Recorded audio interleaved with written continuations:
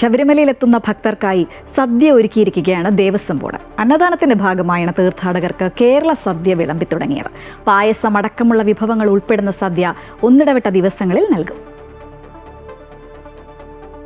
പരിപ്പ്, സാമ്പാർ, രസം, അവിയൽ, അച്ചാർ, തോരൻ, പപ്പടം, പായസം എന്നീ വിഭവങ്ങളോടെയാണ് സദ്യ വിളമ്പിയത്. ഭക്തർക്കായി ഈ മണ്ഡലകാലം മുതൽ സദ്യ വിളമ്പാനുള്ള ദേവസ്വം ബോർഡിന്റെ ശ്രമം സാങ്കേതിക കാരണങ്ങൾ കൊണ്ട് വൈകിയിരുന്നു. തടസ്സങ്ങൾ നീക്കി മണ്ഡലമാസം അവസാനിക്കുന്നതിന് മുൻപേ സദ്യ വിളമ്പാൻ കഴിഞ്ഞതിന്റെ സംതൃപ്തിയിലാണ് ദേവസ്വം ബോർഡ്. 4 വിഭവങ്ങൾ ഉൾപ്പെടുന്ന സദ്യയാണ് ഒന്നിടവിട്ട ദിവസങ്ങളിൽ വിളമ്പുക. അവിയലും തോരനും എന്നത് ഓരോ ദിവസവും മാറും.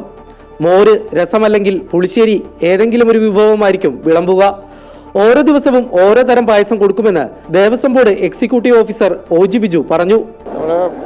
പരിപ്പ്, പപ്പടം, നെയ്യ്, സാമ്പാർ, അവിയൽ, തോരൻ, മോര്, രസം അല്ലെങ്കിൽ പുളിശ്ശേരി ഇതിലേതെങ്കിലും ഒന്ന്, പിന്നെ പായസം.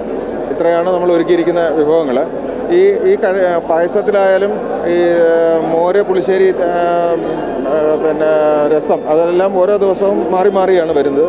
പായസവും അടയാവാം, കടലയാവാം, പയറാവാം, ഗോതമ്പാവാം, അരിയാവാം, അങ്ങനെ ഓരോ വ്യത്യസ്തമായിട്ടായിരിക്കും ഒന്നിടവിട്ട ദിവസങ്ങളിലാണ്. അതുപോലെ തന്നെ അവിയലിന് പകരം തീയലാവാം, തോരന് പകരം മറ്റെന്തെങ്കിലും, തോരനിലുള്ള പച്ചക്കറിയുടെ പലതാവാം, പല ദിവസങ്ങളിൽ പലതായിട്ട് അതുകൊണ്ട് പൂർണ്ണമായും ഒരു വ്യത്യസ്തമായ ഓരോ ദിവസവും വ്യത്യസ്തമായി തന്നെ കൊടുക്കാനാണ് ശ്രമിക്കുന്നത്. കേരളത്തിലെത്തുന്ന ഭക്തജനങ്ങൾക്ക് നമ്മുടെ സംസ്കാരത്തിന്റെ കൂടി ഭാഗമായ സദ്യയുടെ രുചി ലഭ്യമാക്കുകയെന്ന ലക്ഷ്യത്തോടെയാണ് സദ്യ നൽകാനുള്ള തീരുമാനമെടുത്തത്. 5000-ലധികം പേർക്കാണ് സദ്യയും ഒരുക്കുന്നത്.